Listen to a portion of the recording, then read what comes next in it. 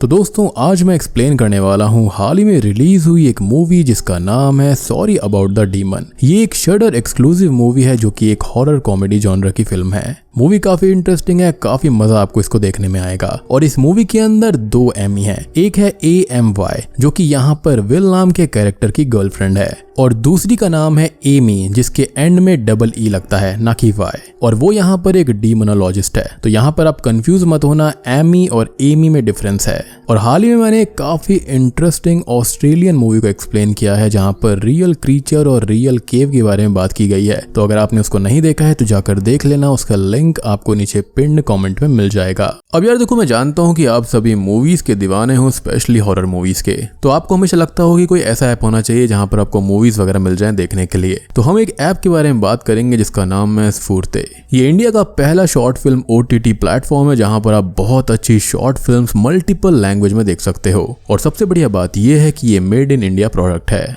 In fact यहाँ पर बहुत बढ़िया हॉरर शॉर्ट फिल्म्स हैं जैसे कि ब्लैक, द विस्परर, भ्रम, और यहाँ पर ये है 2 AM जो कि बेस्ड ऑन रियल स्टोरी है। और अगर आप चाहते हैं कि मैं इनमें से कोई मूवी एक्सप्लेन करूँ तो जरूर बताना। तो इस ऐप का लिंक मैं डिस्क्रिप्शन में डाल रहा हूँ, जल्दी से क्लिक करो, डाउनलोड करो गूगल प्ले स्टोर से। तो चलिए अब बिना किसी देरी के चलते हैं सीधा वीडियो की तरफ। मूवी की शुरुआत में हमको एक मेंशन दिखाया जाता है जहां पर एक फैमिली चैन की नींद सो रही थी। घड़ी के अंदर 3:15 हो रहे थे सुबह के, और तब हम घर में कुछ अजीब सा महसूस कर पाते हैं। कोई आवाज सुनकर फैमिली की सबसे छोटी लड़की ग्रेस की आंख खुल जाती है और एक हॉर्स टॉय ग्रेस की तरफ तेजी से आता है, जिसको देखकर ग्रेस बहुत डर जाती है। उसकी आवाज सुनकर उसके पेरेंट्स भी वहां पर आते हैं। अब ग्रेस का जो बेडरूम होता है वो लॉक्ड हो गया था और वो उसे दरवाजा खोलने को बोलते हैं। साथ ही साथ जेक जो कि ग्रेस का भाई है वो आवाज सुनकर बेसबॉल बैट के साथ वहां पर आता है, ऐसा उसको ये लग रहा था कि ग्रेस किसी खतरे में है। तब अचानक से दरवाजा खुलता है और ग्रेस के रूम से बहुत ही गंदी बदबू आ रही थी। ग्रेस एक मैनली आवाज में सबको एड्रेस करती है। वो आवाज सबसे ये कहती है कि ग्रेस हैज बीन टेकन और तुम लोगों को ये घर नहीं खरीदना चाहिए था। और वो एक डीमन है जिसका नाम यहाँ पर डियोनिमस है। अब डीमन ने यहाँ पर ग्रेस को पजेस कर लिया था और ऐसा बोलकर वो ग्रेस के अंदर से अपना चेहरा दिखाता है। अब ग्रेस के पेरेंट्स के बारे में थोड़ी बात कर लेते हैं। तो यहाँ पर मेल का नाम है केन सेलर्स जो कि रियल एस्टेट एजेंट है, और टैमी सेलर्स जो कि एक इंटीरियर डिजाइनर है। वो डीमन से यहाँ पर नेगोशिएट करने की कोशिश करते हैं और बोलते हैं कि एज उन लोगों ने इस घर को काफी मेहनत से खरीदा और बनाया है और ये घर उनके बच्चों के लिए एक स्पेशल गिफ्ट है, तो वो मूव आउट तो वहां से नहीं कर सकते। लेकिन क्या ऐसी कोई पॉसिबिलिटी है कि वो लोग को एग्जिस्ट कर सकते हैं, मतलब डीमन ग्रेस को छोड़कर बेसमेंट में शिफ्ट हो जाए या फिर कुछ और। लेकिन यहाँ पर डियोनिमस को ये मंजूर नहीं था क्योंकि उसको एक ह्यूमन सैक्रिफाइस चाहिए था। तभी टैमी ये कहती है कि हम कोई दूसरा ह्यूमन सैक्रिफाइस देख लेंगे जो कि एक एडल्ट होगा और उससे डियोनिमस को दे देंगे। तो क्या इससे उन्हें ग्रेस और उनका घर वापस मिल जाएगा? और ये सुनते ही ग्रेस बेहोश हो जाती है, मतलब कि डीमन ने उनकी बात एक्सेप्ट कर ली थी, यानी कि किसी और को एज अ सैक्रिफाइस उसने एक्सेप्ट कर लिया। अब सेलर फैमिली को एक ह्यूमन सैक्रिफाइस ढूंढना होगा। खैर इसके बाद में हम मिलते हैं विल नाम के एक लड़के से जो कि एक night shift customer service executive होता है, वो भी एक टूथपेस्ट कंपनी के लिए जिसका नाम प्रेस्टो पेस्ट था। और उसकी जॉब यहाँ पर बहुत ही बोरिंग थी। अब वो अपनी गर्लफ्रेंड एमी के साथ लिव इन रिलेशनशिप में रहता था और विल एकदम उसके अपोजिट था। एमी यहाँ पर एक हाई पेइंग जॉब किया करती थी और उसका आज ही प्रमोशन भी हुआ था। एमी और विल दोनों ही 5 साल से रिलेशनशिप में थे और एमी विल के लैक ऑफ एस्पिरेशन और कमिटिंग एटीट्यूड से थक गई थी। और आज भी एमी की प्रमोशन पार्टी थी जिससे विल ने अपने स्टूपिड जॉब की वजह से मिस कर दिया। एमी यहाँ पर बहुत ही अपसेट होती है और वो नाराज होकर वहां से चली जाती है। खैर अगले सीन में हम सेलर्स फैमिली को विल को अपना घर दिखाते हुए भी देख पाते हैं और विल यहाँ पर बहुत ही सरप्राइज्ड हो जाता है क्योंकि उसको बस एक छोटा सा रूम चाहिए था, ना कि कोई इतना बड़ा मेंशन। अब आप ये सोचेंगे कि विल यहाँ पर नया घर क्यों ढूंढ रहा था, तो उसका एमी के साथ में ब्रेकअप हो चुका था और जहाँ पर वो अभी रह रहा था वो एमी का घर था, तो विल को रहने के लिए दूसरा घर चाहिए था और इसलिए ही वो सेलर से मिलने आया था। अब वो लोग उसे वहां पर रहने के लिए कन्विंस करने लगते हैं और उसे ये बात भी पूछते हैं कि क्या उसका कोई फैमिली रिलेटिव तो नहीं है जो कि उसको ढूंढते हुए यहाँ पर आएगा, एज वो लोग तो विल की सैक्रिफाइस की प्लानिंग कर रहे थे। विल यहाँ पर ये रिप्लाई देता है कि उसका कोई भी फैमिली या फिर रिलेटिव नहीं है। सेलर्स उससे घर देखने कहते हैं और विल ग्रेस के कमरे में कबर्ड को चेक करता है, लेकिन तभी केन उसको टोकते हुए उसको कन्विंस करता है कि वो ये घर रेंट पे ले ले। अब सेलर्स फैमिली कुछ दिनों के लिए किसी और ही घर में शिफ्ट हो जाती है और विल अनपैक करते हुए सेटल हो रहा होता है। अब विल यहाँ पर अनपैकिंग करते हुए सेटल हो ही रहा था कि तभी उसको मैसेज आता है कि वो अपने नए घर का एड्रेस दे दे और विल खुश होकर एमी के लिए तैयारी करने लगता है और वो सबसे पहले वर्कआउट करने की सोचता है। तब उसके रूम का दरवाजा खुद पे खुद खुल जाता है और जब विल चेक करता है तब वहां पर कोई भी नहीं होता। मिरर के अंदर हम एक स्पिरिट को भी देख पाते हैं और सेकेंडली वो क्लोज चेंज करता है। तब कबर्ड में कोई हाथ उसकी टी शर्ट को अंदर खींच लेता है। विल अब किचन के अंदर एमी के लिए केक बनाता है। तब उसको डोर बेल की आवाज आती है और वो पूरे जोश के साथ में डोर को ओपन करता है और तब उसको पता चलता है कि एमी सिर्फ उसके प्रेस्टो टूथपेस्ट के बॉक्स को डिलीवर करने आई थी, ना कि उसके साथ में पैचअप करने के लिए। और वो घर के अंदर बिना एंटर हुए ही बाहर से बाहर चली जाती है। विल अब उस बॉक्स को बेसमेंट में ले जाता है और वहां पर एक पियानो को देखकर उसको बजाने लगता है। तब वहां एक रॉकिंग चेयर जो कि कवर्ड हो रखी थी वो अचानक से ही मूव होने लगती है। विल अब डरते हुए उसका कवर हटाता है लेकिन वहां पर कुछ भी नहीं होता और उसको वो चेयर काफी पसंद आती है। तो वो उसमें बैठकर कस्टमर्स के कॉल को अटेंड करने लगता है और अपना ब्रेकअप फ्रस्ट्रेशन भी उनके ऊपर निकालता है। तभी उसको पैट्रिक का कॉल आता है जो कि उसका दोस्त है।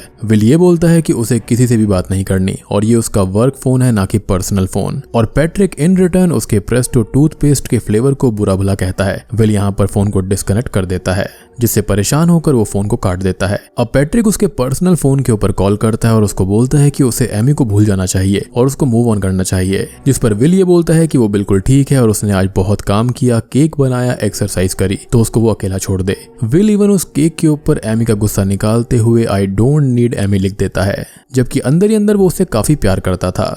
लेकिन क्या करें, गैर जिम्मेदार इंसान किसी को भी पसंद नहीं आता। अब अगले सीन में सेम टाइम यानी कि सुबह के 3:15 हो रहे थे या फिर आप कह सकते हो डेविल्स आवर हो रहा था। तो वो हॉर्स टॉय फिर से रॉक करने लगता है और हम डीमन की आवाज सुन पाते हैं जो कि ये बोलता है कि will are you my human sacrifice. और उसी वक्त जोर की आवाज की वजह से विल की आंख खुल जाती है और हमारे हीरो इतने स्टूपिड है कि एक स्पैचुला के साथ घर को चेक करते हैं। आई मीन अगर वहां पर चोर भी आया होगा तो क्या तुम स्पैचुला से उसको मारोगे? मतलब कम से कम एक चाकू तो उठा लेता। खैर अब विल बेसमेंट में चेक करने जाता है तो वहां पर उसको फिर से सब कुछ कवर्ड मिलता है जो कि उसने पहले ओपन कर दिया था। खैर वो फिर से सारी चीजों को हटाता है तो उसे वहां पर उसके हेडफोन्स मिलते हैं और जब वो हेडफोन्स पहनता है तो जोर का म्यूजिक बजने लगता है। अब वो लिविंग रूम में बड़बड़ाते हुए आता है कि ये काफी क्रीपी घर है। तब उसका केक मिक्सर भी ऑन हो जाता है और वो उसको भी बंद करते हुए फाइनली सोने की कोशिश करता है, लेकिन अगेन सेम आवाज आती है और वो थक कर जमीन में ही सोने का फैसला करता है कि तभी 2 हाथ उसका गला दबोच लेते हैं और विल की आंख खुल जाती है क्योंकि अब सुबह हो चुकी थी।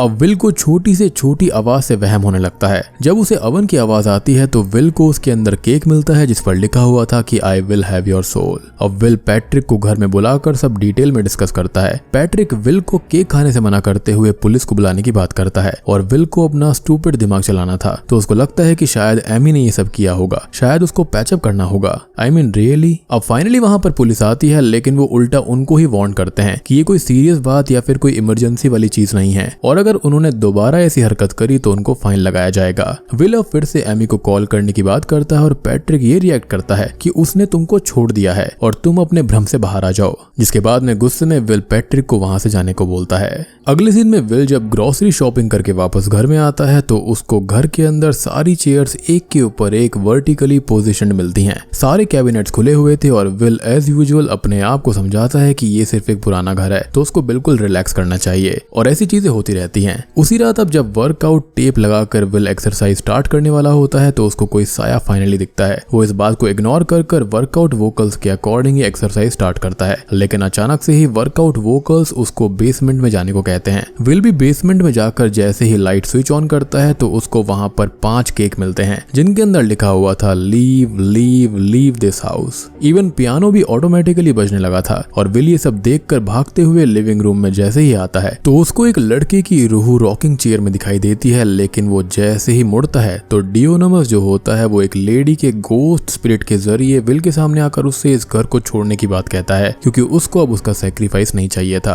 अब विल जैसे ही भागते हुए उसकी कार की तरफ जाता है तो विंडो से उसको उस लड़की की रूह दिखाई देती है और उसने विल की टी शर्ट पहनी हुई थी और वो उसको सी ऑफ कर रहा था। सो बेसिकली यहाँ पर 2 स्पिरिट्स थी, एक लड़के की और एक लेडी की, और डीमन ने इनको कंट्रोल किया हुआ था। विल अब घबराकर एमी से मिलने मिलने जाता है और एमी को ना पाकर जैसे ही वो दरवाजा तोड़ने की सोचता है तब एमी उसके न्यू बॉयफ्रेंड निक के साथ वहां जाती है। यानी कि पहला बॉयफ्रेंड छूटा नहीं और उसने नया बना लिया, या फिर हो सकता है कि वो वैसे ही उस पर चीट कर रही हो। अब विल एज यूजुअल स्टूपिड बातें करता है और एमी उससे पूछती है कि क्या वो ठीक है। अब एमी को किसी और के साथ देखकर विल को काफी बुरा लगता है और वो वहां से चला जाता है। अब विल फिर से उसी मेंशन में जाकर अनाउंस करने लगता है कि उसे यहाँ पर कुछ और दिन रहना होगा। डीमन अब उससे गुस्से में ये कहता है कि उसको यहाँ पर वो वेलकम नहीं कर सकते, तो विल बोलता है कि उसके पास में कोई और चॉइस नहीं है और उसको रुकना ही होगा। अब उसी रात विल की आंख 3:15 पे फिर से खुलती है और उसके बेड के सामने उसी लड़के की स्पिरिट खड़ी थी। विल अब अपनी टी शर्ट उससे वापस मांगता है लेकिन उसकी स्पिरिट उसको सिर्फ घूरती रहती है। विल अब फिर से एमी और निक का रोना गाता है और उस स्पिरिट से रिक्वेस्ट करता है कि उसको अब सोना है। अब अगले दिन विल किचन के अंदर ब्रेकफास्ट लेने जाता है कि सारे कैबिनेट जोर से खुल जाते हैं और विल आई हेट यू बोलकर ब्रेकफास्ट खाते हुए टीवी देखने लगता है।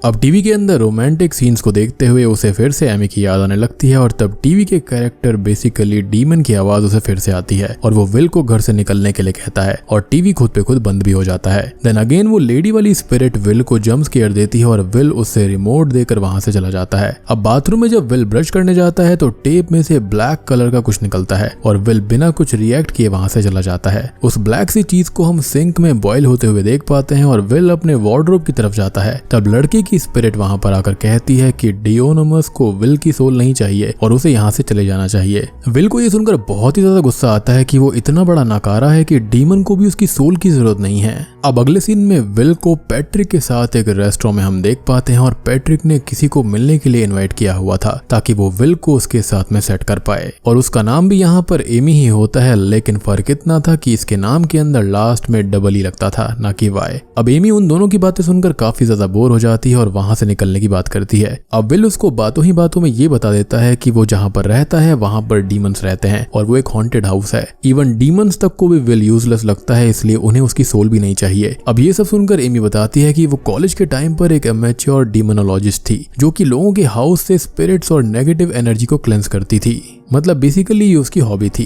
विल अब एमी से हेल्प मांगता है ताकि वो उसके मेंशन को भी साफ कर पाए। तीनों घर पर आते हैं और पैट्रिक यहाँ पर श्योर था कि वहां पर कोई भी घोस्ट वगैरह नहीं है। एमी यहाँ पर अब स्पिरिट्स की प्रेजेंस को फील कर लेती है और विल से तेज पत्ते के प्लांट और सॉल्ट को लाने को कहती है। वो सॉल्ट की एक बाउंड्री बना देती है और पैट्रिक को ये सब काफी डेंजरस लगता है एज वो एमी को बोलता है कि क्या वो श्योर है इन सब के बारे में, क्योंकि यहाँ पर चीजें आउट ऑफ कंट्रोल भी हो सकती थी। एमी का ये कहना था कि प्रॉब्लम तो सियोन्स के दौरान होती है। सियोन्स एक ऐसा प्रोसेस होता है कि जब आप स्पिरिट या फिर डीमन से डायरेक्ट कनेक्शन बनाते हो, बेसिकली उससे चैट करते हो और उसको अपनी दुनिया में आने के लिए आमंत्रित करते हो, जो कि बहुत ही ज्यादा डेंजरस होता है और उसके कॉन्सिक्वेंसेस भी होते हैं। और इसलिए ही उसने सियोन्स वगैरह करना रोक दिया था और ये खाली हाउस क्लेंजिंग का प्रोसेस था, जो कि बिल्कुल ठीक है। तीनों अब प्रेयर करना शुरू करते हैं और अचानक से ही तेज हवा एमी को छूकर निकल जाती है और सॉल्ट बाउंड्री भी मिट जाती है। पैट्रिक को लगता है कि शायद कोई विंडो खुली हुई होगी और वो बंद करने जाता है और तभी एमी विल से कहती है कि उसको लगता है कि उसके घर के अंदर स्पिरिट्स होंगी, लेकिन ये तो डीमंस हैं। और ऐसा कहते ही वो चोक होते हुए फेंट होने लगती है। विल अब पैट्रिक को ढूंढने जाता है और वहां पर डियोनमस ने पैट्रिक को पजेस कर लिया था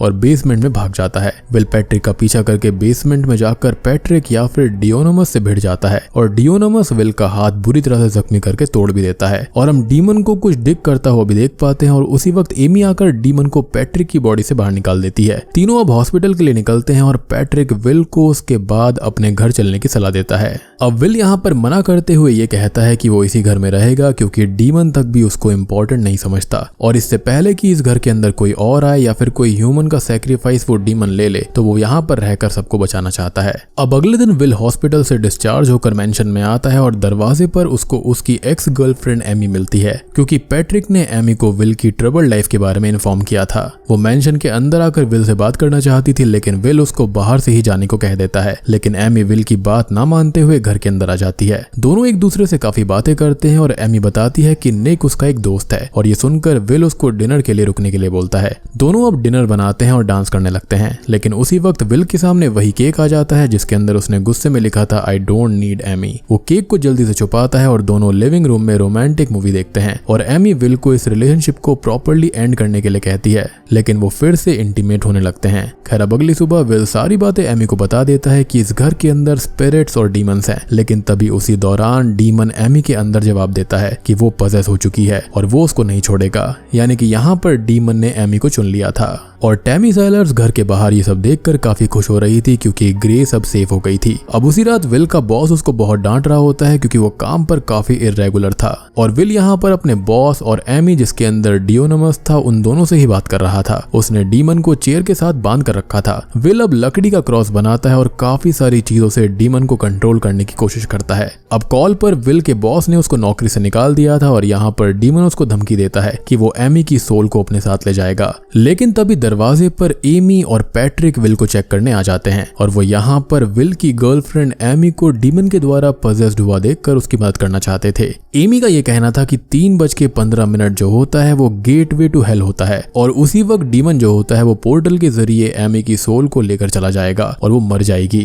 अब रात के 2 बज रहे थे और तीनों घर के अंदर एमी को चेक करने जाते हैं। एमी यहाँ पर अचानक से गायब हो जाती है और डीमन रेडियो से सबको वार्न करता है कि अब एमी उसकी है। उसी दौरान सैलर्स फैमिली घर के अंदर आती है और विल उस फैमिली पर गुस्सा करता है और फैमिली कहती है कि उन्हें अपनी बेटी ग्रेस को बचाना था। उसी दौरान एमी विल को बेसमेंट में ले जाती है और बेसमेंट का डोर लॉक्ड हो जाता है। विल अब खुद आगे आकर एमी को ढूंढने जाता है। वहीं पर अब दूसरी तरफ जो डेमोनोलॉजिस्ट एमी थी वो पैट्रिक से कहती है कि उसको सियोन्स परफॉर्म करना ही होगा, उनके पास में कोई और चॉइस नहीं है। और उसको यहाँ पर 4 चीजों की जरूरत थी स्पिरिट से कनेक्ट करने के लिए: टेप रिकॉर्डर, कुशन्स, कैंडल और स्पिरिट बोर्ड। अब सारी की सारी चीजें सैलर्स फैमिली प्रोवाइड कर देती है और असली मजा यहाँ से शुरू होता है। अब सभी लोग यानी कि पैट्रिक, एमी और सैलर्स फैमिली सियोन्स का प्रोसेस शुरू करते हैं। दूसरी तरफ विल जो था वो बेसमेंट में काफी अंदर चला गया था और एमी यहाँ पर उसको डराने लगती है क्योंकि वो ऑलरेडी पजेस हो रखी थी। अब एमी भी उसी तरीके से बेसमेंट में डिग करने लगती है जैसे कि पैट्रिक कर रहा था जब उसको डीमन ने पजेस किया था। सो बेसिकली बात ये थी कि डियोनमस ने कुछ स्पिरिट्स को अपने कंट्रोल में रखा था। दूसरी तरफ अब डीमोनोलॉजिस्ट एमी स्पिरिट्स की मदद करते हुए उन्हें साथ लेकर डियोनमस को हराना चाहती थी। तब सियोन्स प्रोसेस के दौरान एक हेल्प मी साइन एमी के सामने आता है। तब वो स्पिरिट से ये पूछती है कि हम डियोनमस को कैसे हरा सकते हैं और तभी वीजा बोर्ड के अंदर स्पिरिट्स एमी से बात करते हुए ये कहती हैं कि डियोनमस को ग्रेस की जरूरत है। लेकिन केन सैलर्स इस बात को डिनाई करता है और उसी वक्त डियोनमस ग्रेस को पजेस करते हुए वीजा बोर्ड को तोड़ देता है। साइमल्टेनियसली एमी जो होती है जो कि पजेस हो रखी थी वो अपनी डिगिंग चालू रखती है और कोई ब्लैक स्टफ अंडरग्राउंड से ऊपर आ रहा था जो कि कुछ और नहीं बल्कि वो गेटवे टू हेल होता है। लेकिन जब विल उसको टूथपेस्ट के हाथ से छू लेता है तब एमी का हाथ जल जाता है और अगेन विल को बैक ऑफ होना पड़ता है। अब वहां पर वो लेडी की स्पिरिट और उस लड़के की स्पिरिट विल के सामने खड़ी थी। विल उन्हें कोसता है कि डियोनमस को एमी की स्पिरिट मिल जाएगी और तुम लोग उसका साथ क्यों दे रहे हो, उसके बदले तुमको क्या मिलेगा और तुम दोनों मिलकर डीमन को क्यों नहीं रोक लेते।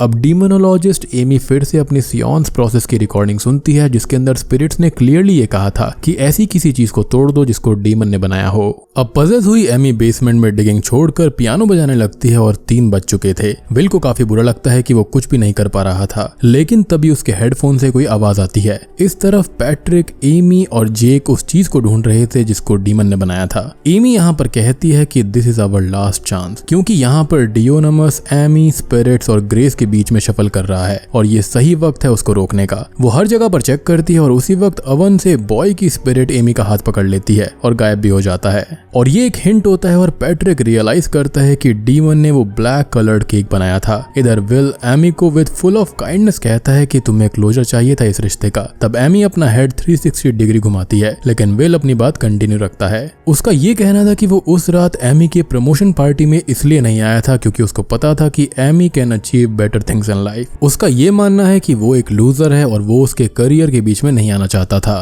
और वो दोनों ही एक दूसरे के बिना अच्छे हैं। अब तभी होता यह है कि एमी होश में आ जाती है और तभी जोर की आवाज सुनते ही विल बेसमेंट से ऊपर की तरफ निकल रहा होता है कि वहां पर पजेस्ड हुई ग्रेस आ जाती है। लेकिन विल ने यहाँ पर डिसाइड कर लिया था कि वो डीमन को हरा कर रहेगा। ग्रेस अब उसी होल को डिग करने लगती है और वहां पर ब्लैक मटेरियल बॉयल होते हुए आ रहा था यानी कि गेटवे टू हेल वहां पर ओपन हो रहा था। तभी पैट्रिक ये कहता है कि ऐसा डार्क कलर उसने अपने टीथ में देखा था जब उसको कैविटी हुई थी। तभी यहाँ पर एमी को ख्याल आता है कि विल का प्रेस्टो टूथपेस्ट यूज करना चाहिए क्योंकि वो सोडियम कार्बोनेट से बना हुआ है, तो शायद से वो उस ब्लैक थिंग को रोक सकता है। और तभी डियोनामस ये कहता है कि उसके लिए ग्रेस ही काफी है और ग्रेस दौड़कर एमी को बाइट कर लेती है। पैट्रिक अब सारे प्रेस्टो टूथपेस्ट को उस होल की तरफ फेंक देता है और वो होल में अब बॉइलिंग बंद हो जाती है। तभी एमी यहाँ पर डीमन से ये कहती है कि हम तुम्हारे बनाए हुए ऑब्जेक्ट इस केक को डिस्ट्रॉय कर देंगे, और डियोनामस फिर से होल डिग करने लगता है और तब बच जाते हैं 3:15 और ग्रेस अंदर गिर जाती है और उसको बचाने के चक्कर में एमी भी उसके साथ अंदर चली जाती है।